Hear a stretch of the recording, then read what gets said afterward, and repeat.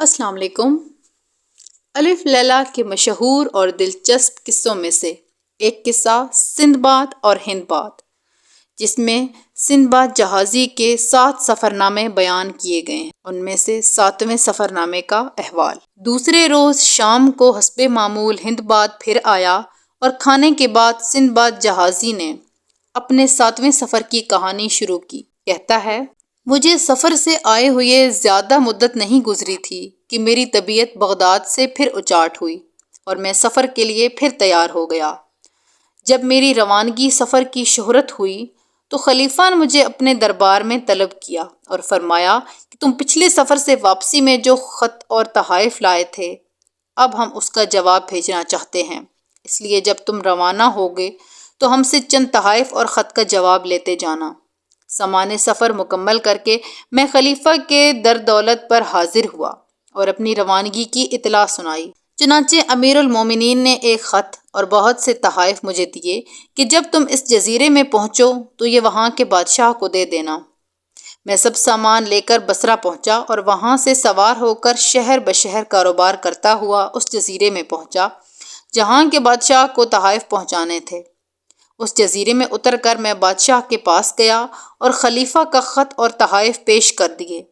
بادشاہ نے مجھے بہت انعام و اکرام دیا۔ اس کے بعد میں چین کے سفر پر روانہ ہو گیا اور طویل مدت تک سفر کر کے بخیر و عافیت چین پہنچ گیا۔ ابھی ہمارا جہاز لنگر انداز نہیں ہونے پایا تھا کہ کپتان سر پیٹنے لگا۔ ہم نے پوچھا کہ ساحل سامنے موجود ہے، پھر تم اس قدر پریشان کیوں ہو؟ کپتان بولا، ہم اس وقت بدقسمتی سے ایسی جگہ آ گئے ہیں جہاں سمندر میں جزیرہ ہے اور جہاں جہاز ساحل کی طرف بڑھنے کے بجائے خود بخود سمندر کی طرف لوٹ رہا ہے، اور جہاں تک میں سمجھتا ہوں یہ ساحل چین کا نہیں بلکہ ہم راستہ ہی بھول کر اس جگہ پر آ گئے ہیں جہاں حضرت سلیمان علیہ السلام کی قبر مبارک ہے۔ ہمارا جہاز پیچھے ہٹ رہا تھا۔ تھوڑی دیر میں ایک طوفان سا اٹھتا ہوا معلوم ہوا اور جب غور سے دیکھا تو معلوم ہوا کہ ایک بہت بڑی مچھلی منہ کھولے ہوئے آ رہی ہے۔ قریب آ کر مچھلی نے جہاز سے ٹکر ماری اور جہاز پاش پاش ہو گیا۔ مجھے معلوم نہیں کہ میرے ساتھیوں میں سے کون زندہ بچا اور کون ہلاک ہو گیا۔ میں ڈبکیاں لگاتا ہوا ایک شکستہ تختے پر بیٹھ گیا۔ سمندر کی موجیں مجھے یوں لیے جا رہی تھیں جیسے آندھی میں اڑتا ہوا گھاس کا تنکا۔ اپنی اس حالت کو دیکھ کر میں اپنی عہد شکنی کو رو رہا تھا کہ میں نے کیوں یہ سفر اختیار کیا۔ آخر ایک دن طوفان کی ہلاکت خیزیوں میں رہ کر وہ تختہ کسی جزیرے کے کنارے جا لگا۔ میں فوراً خشکی پر اتر آیا اور خدا کا شکر ادا کیا۔ جب قدرے طبیعت کو سکون ہوا تو میں اٹھ کر گھومنے لگا۔ سامنے ایک بہت بڑی نہر نظر آئی۔ میں اس کے کنارے بیٹھ کر ایک کشتی بنانے لگا اور نہر میں سفر شروع کر دیا۔ 3-4 روز تک میں اطمینان سے اس نہر میں سفر کرتا رہا۔ ایک روز میں نے دور سے دیکھا کہ نہر ایک پہاڑی پر چٹان ہو کر گزرتی ہے۔ یہ دیکھ کر میرے ہوش و حواس جاتے رہے۔ ہر چند کوشش کی کہ کشتی کا رخ پھیر لوں، لیکن پانی کا بہاؤ اتنا تیز تھا کہ میری کوئی پیش نہ گزری۔ مجبوراً آنکھیں بند کر کے کشتی میں لیٹ گیا اور دل ہی دل میں خدا سے اپنی سلامتی کی دعائیں مانگتا رہا۔ کشتی اپنی رو سے الٹتی پلٹتی پہاڑ کے نیچے سے سلامتی کے ساتھ گزر گئی۔ میں نے سجدہ شکر ادا کیا، پھر کشتی کو سنبھالنے کے لیے اٹھ کر بیٹھ گیا۔ سامنے دیکھا کہ ایک عالیشان شہر ہے۔ کنارے پر کچھ آدمی کھڑے ہیں۔ میں نے اشارے سے ان سے درخواست کی کہ مجھے بچائیں۔ ان لوگوں نے میری کشتی کو روکا اور مجھے کنارے پر لے گئے۔ بھوک کی شدت سے میری جان لبوں پر آ رہی تھی۔ ان لوگوں نے مجھے کھانا دیا اور پھر اپنے ساتھ شہر لے گئے۔ 3 روز تک میری خاطر مدارت کی کہ میں اپنا گھر بھول گیا۔ چوتھے روز مجھے ساحل پر لے کر آئے اور کہنے لگے، یہ تمہارا مال ہے، اگر تم چاہو تو اس کو اپنے اچھے منافع پر فروخت کیا جا سکتا ہے۔ میں نے حیران ہو کر پوچھا کہ میرے ساتھ تو کوئی مال و اسباب نہیں۔ وہ ہنس کر کہنے لگے، یہ لکڑی جس سے تم نے کشتی بنائی ہے بے حد قیمتی ہے اور اس وقت اس کا بازار کا بھاؤ گرا ہوا ہے، لیکن پھر بھی یہ کم از کم 1100 دینار میں فروخت ہو سکتی ہے۔ یہ کہہ کر وہ مجھے اپنے گھر لائے اور 1100 دینار اور رہائش کے لیے ایک مکان دیا۔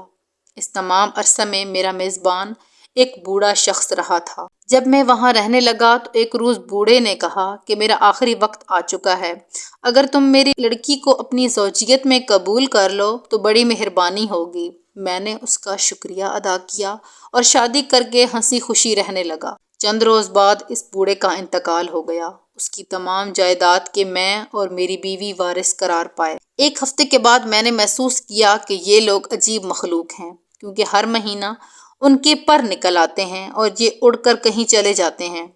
ایک دفعہ ایک شخص کی خوشامد کر کے میں بھی اس کے پروں سے لپٹ گیا اور وہ اڑا کر مجھے پہاڑ پر لے گیا۔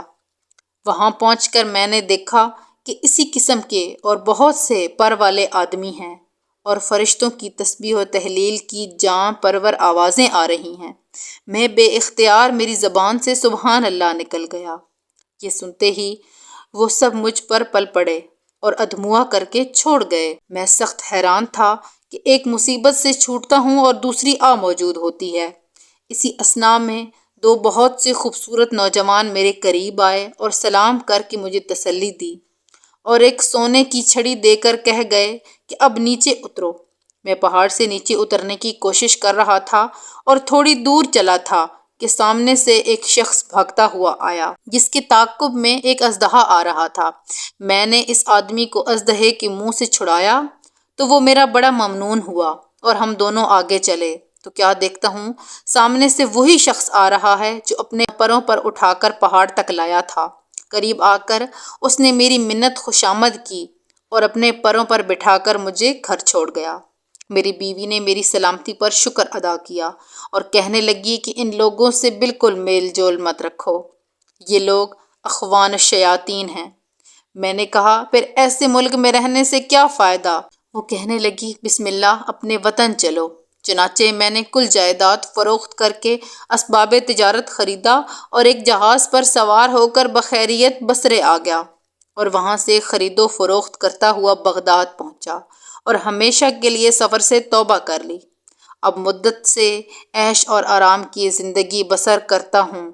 یہ قصہ سندباد نے سنا کر 100 دینار کی تھیلی ہندباد کو دی اور کہا اگر تمہیں منظور ہو تو آئندہ میرے پاس رہو، کاروبار کرو۔ چنانچہ ہندباد ماں اپنے اہل و عیال کے سندباد کے پاس آ گیا اور بھائیوں کی طرح رہنے لگا، اور اس طرح سندباد کے سفرناموں کا احوال ختم ہوتا ہے۔ شکریہ۔